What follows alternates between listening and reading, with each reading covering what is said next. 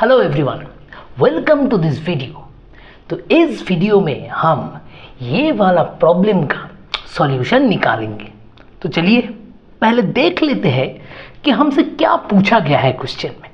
देखिए यहाँ पर हमारे पास दो लिस्ट दिया हुआ है, list 1 and list 2, and we have to match between this two lists. तो लिस्ट 1 में है एपिथेलियल का नाम, एपिथेलियल सेल्स का टाइप्स, एंड लिस्ट 2 में है उसका एग्जाम्पल। तो हमें क्या बताना है? हमें बताना है कि ये जो एपिथेलियल सेल्स दिया हुआ है, ये एपिथेलियल सेल्स रहता कहाँ पर है ना? कहाँ पर दिखेगा ये एपिथेलियल सेल्स? ये एपिथेलियल सेल्स का लोकेशन क्या क्या है? तो ये है हमारा मैचिंग का फंडा। तो चलिए एक एक करके शुरू करते हैं। पहले देख लेते हैं, जो पहले है कॉलमनर एपिथेलियम। उसे पहले हम थोड़ा देख लेते हैं कि कॉलमनर एपिथेलियल सेल वो कैसा दिखता है, उसका फंक्शन क्या क्या है और वो रहता कहाँ पर है। तो चलिए देख लेते। तो भाई साहब कॉलमनर एपिथेलियम, तो ये कैसा दिखता होगा? देखिए भाई साहब, नाम है कॉलमनर, तो ये दिखता होगा एक कॉलम की तरह। कॉलम कैसे दिखता है बताइए? ठीक ऐसा मान लीजिए ये है हमारा बेसमेंट मेम्ब्रेन, इसके ऊपर सेल रहेगा ठीक इस तरह। देखिए ठीक इस तरह रहेगा कॉलमनर एपिथेलियल सेल्स, है ना? ये क्या है? It is our basement membrane. Epithelial cells में हर तरह का एपिथेलियल सेल्स में रहता है बेसमेंट मेम्ब्रेन, और उसके ऊपर में सेल्स रहता है। इसके न्यूक्लियस कहाँ पर रहेगा? देखिए द न्यूक्लियस, इसका न्यूक्लियस भी बहुत अनोखा है, बहुत ही स्पेशल है। क्या स्पेशलिटी है न्यूक्लियस में? न्यूक्लियस का स्पेशलिटी हम थोड़ा बाद में बोलते हैं। पहले सेल का शेप देखिए, ठीक एक कॉलम की तरह है। तो सेल शेप कैसा होगा? सेल शेप होगा height will be greater than width, है ना? एक एक सेल को देखिए, height is more than the width, so it is the special character of the columnar epithelial sales. Column की तरह दिखता होगा। अब न्यूक्लियस को ठीक से देखिए, न्यूक्लियस कहाँ पर है सेल का? Nucleus is present at the lower half of the cell, है ना? सो न्यूक्लियस का स्पेशलिटी क्या होगा? It is present at the lower half of the cell, है ना? सेंटर में नहीं है न्यूक्लियस, ऊपर में भी नहीं है, न्यूक्लियस है नीचे की तरह। And nucleus is also elongated. देखिए न्यूक्लियस कैसा दिख रहा है? न्यूक्लियस है ना, elongated nucleus. So these are the special characters of columnar epithelial cells. ठीक है, ये दिखने में कॉलमनर होगा। अब देखिए कॉलमनर एपिथेलियल सेल्स के 3 टाइप्स होते हैं। क्या क्या है उसका टाइप? देखिए पहला टाइप है सिंपल कॉलमनर एपिथेलियल सेल, पहला टाइप। दूसरा type that is columnar epithelial cell with cilia, and third type देखिए columnar epithelial cell with microvilli. तो ये 3 तरह का कॉलमनर एपिथेलियल सेल हमें दिख जाता है बॉडी में। अब ये इसको डिस्कस करने से कोई फायदा नहीं है ना? ये बहुत ही डिटेल्स में चला जाएगा। हमें यहाँ पर क्या चाहिए? हमें यहाँ पर चाहिए what is the location of columnar epithelial, बस हमें उतना जानना है। तो चलिए पहले लोकेशन को जानने से पहले थोड़ा फंक्शन को समझना पड़ेगा, है ना? क्योंकि जो इसका फंक्शन है, फंक्शन के ऊपर डिपेंड करेगा लोकेशन। जैसा फंक्शन होगा बॉडी के उस लोकेशन में ये रहेगा। तो इसका फंक्शन क्या होगा पहले वो थोड़ा जान लेते हैं। What is the function of columnar epithelial cell? देखिए इसका फंक्शन थोड़ा जान लेते हैं। Function, the most important function will be secretion. ये जो कॉलमनर एपिथेलियल सेल्स है, इट सिक्रेट्स, क्या क्या सिक्रेट करेगा ये? It secretes mucus, enzymes, sputum, ये सब सिक्रेशन में ये columnar epithelial cell is responsible. तो अब ये आइडिया दिमाग में रख के ज़रा सोचिए कि बॉडी में कहाँ कहाँ पर ये सब सिक्रेशन का ज़रूरत पड़ता है, क्यों होता है ये सब secretion. This secretions, enzyme secretion, mucus secretion, ये सब सिक्रेशन क्या काम पे लगता है। All this secretion are needed for digestion and absorption, है ना। डाइजेशन एंड एब्जॉर्प्शन में ये सब सिक्रेशन काम आता है। तो कहाँ रहेगा कॉलमनर एपिथेलियल सेल। देखिए, simple columnar epithelial cell will be present in the mucous membrane of stomach and large intestine, है ना। देखिए, स्टोमक और लार्ज इंटेस्टाइन में ही तो डाइजेशन एब्जॉर्प्शन होता है। तो फिर ये जो फंक्शन है इसका सिक्रेशन, म्यूकस एंजाइम सिक्रेशन, तो कॉलमनर एपिथेलियल रहेगा स्टोमक में और लार्ज इंटेस्टाइन के एपिथेलियल में, तब जाके वो म्यूकस एंड एंजाइम सिक्रेशन करेगा और डाइजेशन होगा। आया समझ में। तो अब यहाँ पर देखिए, ये था हमारा सिंपल कॉलमनर एपिथेलियल सेल, ठीक है। सेकंड में देखिए है columnar epithelial cell with cilia. तो ये एक स्पेशल टाइप हो गया, इसे हम बाद में पढ़ेंगे। देखिए, सेकंड जो ऑप्शन है उसमें है columnar epithelium, so it is again a columnar epithelial cell, है ना। सेकंड जो ऑप्शन है वो है ciliated epithelium, so it is special ciliated epithelium. तो ये वाला जो कॉलमनर एपिथेलियल है इसे हम बी के साथ पढ़ेंगे, ठीक है। तो यहाँ पर हम सिर्फ सिंपल कॉलमनर एपिथेलियल पे फोकस करेंगे, जिसका फंक्शन है secretion, it is the main function. And ये कहाँ पे मिलता है, देखिए, mucus membrane of stomach and large intestine and helps in digestion, हो गया। तो फिर क्या होगा, एक मैचिंग हमें मिल गया है ना। देखिए, कॉलमनर एपिथेलियल से क्या मैच होगा, number 2, inner lining of stomach and intestine. So A का आंसर हमें मिल गया है, A will be connected with number 2। तो चलिए अब बी में चलते हैं। बी में है सिलिएटेड एपिथेलियम। तो देखिए, अब सिलिएटेड एपिथेलियम, इसका नाम से ही पता चल जाता है क्या है इसका स्पेशल कैरेक्टर। ये वाला एपिथेलियल सेल में सिलिया इज प्रेजेंट, है ना। क्या है, सिलिया इज प्रेजेंट कहाँ पर, on the free border of this cells. तो फिर कैसा होगा दिखने में। देखिए, पहले ही बता चुका हूं कि कॉलमनर एपिथेलियल सेल सिलिएटेड होता है। तो चलिए एक कॉलमनर सिलिएटेड एपिथेलियल सेल देख लेता हूँ। तो कॉलमनर सेल कैसा दिखता था, ये था बेसमेंट मेम्ब्रेन, ऐसा था कॉलमनर सेल्स, है ना। ये था बेसमेंट मेम्ब्रेन और यहाँ पर लोअर हाफ में न्यूक्लियस था, इलोंगेटेड न्यूक्लियस। और देखिए इसका फ्री बॉर्डर कौन सा है, यहाँ पर तो बेसमेंट मेम्ब्रेन है, लेकिन सेल का जो ये वाला अपर बॉर्डर है ये है फ्री बॉर्डर। तो इस बॉर्डर से निकलेगा भाई साहब सिलिया। तो ये सब क्या है, दीज आर सिलिया। तो फिर ये सेल का नाम क्या होगा, देखिए इसमें सिलिया है, ये कॉलमनर है, तो इसका नाम हो गया सिलिएटेड कॉलमनर एपिथेलियम। देखिए आया समझ में। तो अब देखिए हमें पता है कि सिंपल जो कॉलमनर एपिथेलियम था पहले देख चुका हूँ हम, उसका मेन फंक्शन था सिक्रीशन। तो अब ये वाला सिलिएटेड कॉलमनर एपिथेलियल का फंक्शन क्या होगा पहले वो समझ लेते हैं, बाद में देखेंगे कि उसका लोकेशन क्या होगा। So the main function of ciliated epithelium, main function is to move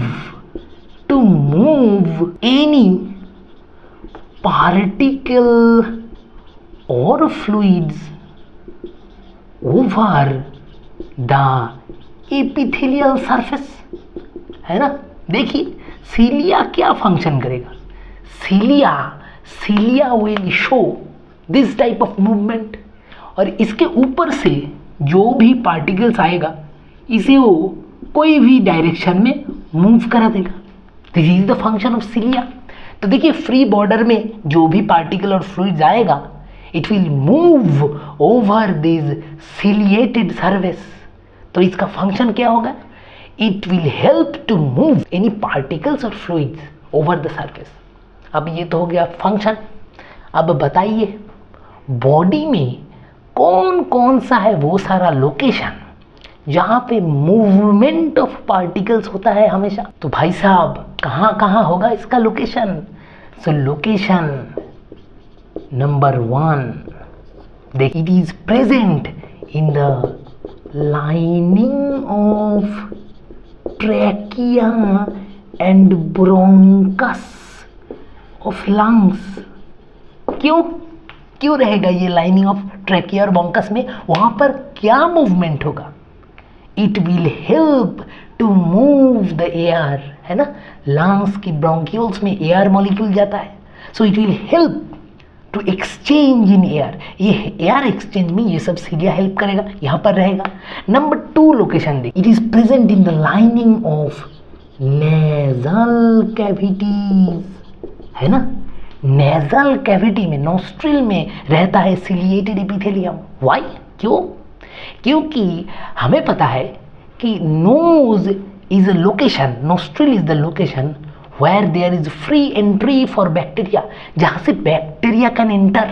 so वो सब सीलिया क्या करता है, वो सब बैक्टीरिया एंड पॉल्यूटेड मॉलिक्यूल्स को प्रिवेंट कर देता है एंट्री करने से। तो there will in the nostrils we will see ciliated epithelium.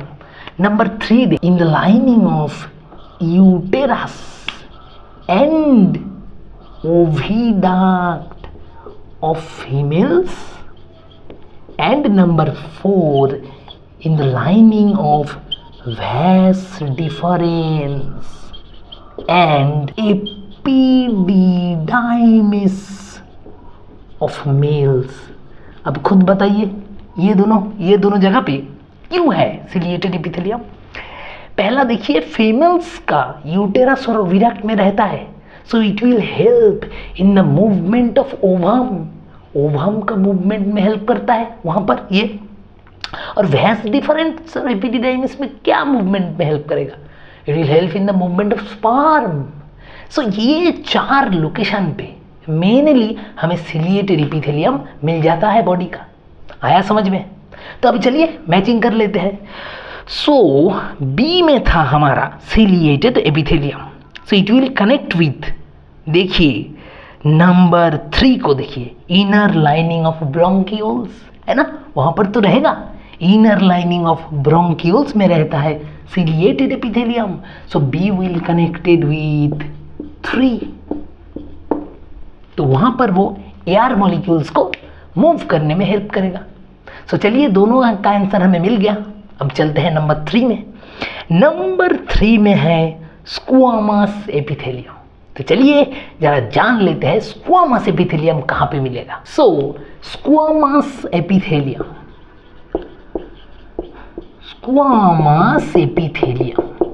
अब बताइए ये वाला एपिथेलियम कैसे दिखने में होगा। देखिए squamous, the word squamous means क्या, फिश स्केल्स, है ना। स्क्वामस मतलब द स्केल ऑफ फिश। तो ये वाला जो एपिथेलियम है उसको कैसे दिखने में होगा, वो होगा फिश स्केल लाइक स्ट्रक्चर। तो अगर हम साइंस की लैंग्वेज में बोले तो squamous epithelium are single layer of cells. कैसा होगा वो layer, single layer of flattened cells, with irregular boundaries। ये है स्क्वामस सेल का शेप। देखिए ये इसका बाउंड्री जो है वो इरेगुलर होगा and it will be always a single layer of flattened cell, है ना। फिश स्केल कैसा दिखने में होता है, फ्लैटेंड होता है, एंड इरेगुलर बाउंड्री होता है उसका। तो ठीक वैसा होगा स्क्वामस एपिथेलियम का स्ट्रक्चर। तो चलिए ज़रा देख लेते हैं कैसा है स्ट्रक्चर। देखिए, ये अगर ये है हमारा बेसमेंट मेम्ब्रेन, तो ठीक ऐसा होगा स्क्वामस एपिथेलियम का स्ट्रक्चर। देखिए, ये है बेसमेंट मेम्ब्रेन और ये है हमारा स्क्वामस एपिथेलियल सेल्स। देखिए, इट हैज़ इरेगुलर बाउंड्री। जैसे हमने पहले देखा कॉलमनर एपिथेलियल सेल का एक कॉलम लाइक शेप था, क्यूबॉइडल एपिथेलियल का ठीक वैसी तरह एक क्यूबॉइड शेप होगा, थोड़ा बाद हम देखेंगे, है ना। लेकिन ये वाला स्क्वामस एपिथेलियल का वैसा कुछ शेप नहीं है। It is just thin, flattened and irregular boundary है इसका। तो इसका फंक्शन क्या है, ये कहाँ पे रहता है, ये अब देखना है हमें। तो देखिए, सबसे इंपॉर्टेंट बात पहले बात कर लेता हूँ फंक्शन की। फंक्शन जैसा होगा, लोकेशन ठीक ऐसा होगा। तो इसका फंक्शन है भाई साहब, तो इसका मेन फंक्शन है it is present in physiological activities like transport of material. ये वाला जो एपिथेलियल है ना, ये epithelial cell helps in transportation of materials, that is it helps in osmosis and diffusion process. तो बताइए भाई साहब, ये वाला एपिथेलियल सेल कहाँ पे रहेगा, हमेशा याद में रखना। This type of epithelial cell is present in the inner most part of any organ. क्या बोला मैंने, squamous epithelium is always present, location होगा एकदम inner most layer of cells of any organ और एनी पार्ट ऑफ ऑर्गन का सबसे inner जो part होगा वो होगा स्क्वामस एपिथेलियल का पार्ट। तो बताइए क्या क्या होगा इसका लोकेशन। देखिए, नंबर 1, इट इज प्रेजेंट। अगर हम ब्लड वेसल्स को लेकर चले तो ब्लड वेसल्स का 3 लेयर्स होता है ना, 1 2 3। तो ये आउटर लेयर, मिडिल लेयर और इनर लेयर। तो बताइए, outer layer is epithelium, middle layer is mesothelium and innermost layer of blood vessels is known as endothelium. तो बताइए अब कॉमन सेंस से, ये जो स्क्वामस एपिथेलियल सेल है ये कहाँ पर होगा ब्लड वेसल्स का। मैंने अभी बोला it is present in the inner most layer of any organ. So squamous epithelium is present in the endothelium. In the blood vessel it is present in the endothelium. ठीक है। Number 2, it is present in pericardium of heart also. Heart के pericardium में रहता है ये। And number 3, it also lines the innermost layer of air sacs. Air sacs मतलब क्या, bronchioles, है ना। तो ये 3 जगह पे हमें दिख जाएगा स्क्वामस एपिथेलियल सेल्स, और इसके अलावा भी बहुत सारा जगह पे दिखेगा, लेकिन दिस 3 आर मेन जो आपको एग्जाम में काम में आएगा। ठीक है। तो देखिए हमें क्या मिला है, हमें आंसर मिल गया। तो चलिए अब देखते हैं मैचिंग में क्या आता है। देखिए, सो सी में है स्क्वामस एपिथेलियम और उधर लिस्ट 2 में जरा 4 को देखिए, एंडोथेलियम मतलब inner most layer of blood vessels. So C का आंसर भी हमें मिल गया। C will be connected with 4। अब सिर्फ एक ही बचा है, दैट इज क्यूबॉइडल एपिथेलियम। तो चलिए उसे भी जरा देख लेते हैं। सो क्यूबॉइडल एपिथेलियम, इसका क्या स्पेशल कैरेक्टर है ये एपिथेलियल सेल का। देखिए इसका नाम है क्यूबॉइडल। सो इसका शेप कैसा होगा, the shape of the cells are just cuboid. Cuboid मतलब क्या, इसका हाइट इक्वल टू होगा विद, है ना, क्यूब का तो हाइट एंड विड्थ सेम होता है। तो ये सेल कैसे होगा दिखने में, देखिए ये हो गया हमारा बेसमेंट मेम्ब्रेन और इसके ऊपर ठीक इस तरह रहेगा भाई साहब क्यूबॉइडल एपिथेलियल सेल। देखिए हाइट एंड विड्थ दोनों ही सेम है और इसका मिडिल में रहेगा nucleus. So it is the structure of cuboidal epithelial cell. तो अब हम जान लेते हैं कि इसका फंक्शन क्या है, उसके बाद लोकेशन पे जाएंगे। So what is the function of this type of cell. देखिए main function of cuboidal epithelial हमेशा याद रखना, it's main function is just secretion. ठीक जैसे हमने सिंपल कॉलमनर एपिथेलियल सेल में देखा था, उसका भी मेन फंक्शन था सिक्रीशन। यहाँ पर भी क्यूबॉइडल एपिथेलियल का main function is secretion. So it is also known as glandular epithelium, है ना। ये क्यूबॉइडल एपिथेलियल सेल में ग्लैंड्स आर प्रेजेंट, ग्लैंड से ही तो सिक्रेशन होता है।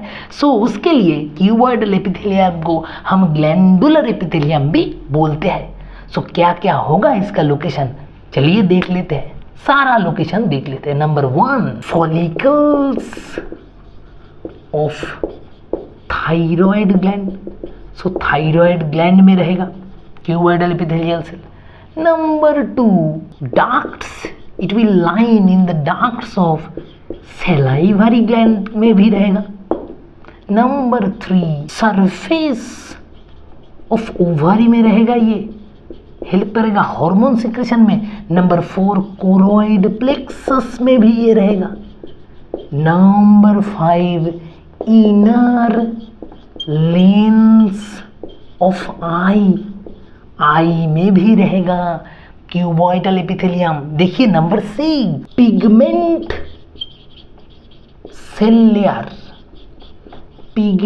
Cell layer of retina, retina में भी रहता है cuboidal epithelium. And last number 7 proximal convoluted tubule, ये कहाँ पर रहता है, it is present in kidney, nephron में रहता है PCT. So this 7 are the most important examples of cuboidal epithelium. देखिए ये 7 जगह पर ही कुछ ना कुछ सिक्रेशन होता है। सो क्यूबॉइडल एपिथेलियल प्रेजेंट देयर। तो अब चलिए क्वेश्चन में जरा देखते हैं क्या है आंसर। सो हमारा डी में था क्यूबॉइडल एपिथेलियम और उधर देखिए ducts of glands. So yes, कोई भी ग्लैंडुलर डक्ट पे रहता है cuboidal epithelium, that is why it is also known as glandular epithelium. So हमें आंसर मिल गया, D will be connected with 1। So हमें चारों का चारों आंसर मिल चुका है, A2 B3 D1 and C4। अब चलिए ऑप्शन में देखिए कौन सा होगा करेक्ट ऑप्शन। देखिए ऑप्शन 2 को देखिए, ऑप्शन 2 में ही तो है A2 B3 D1 and C4। So for correct answer is option 2। So hope you have understood the solution very well. Thank you all.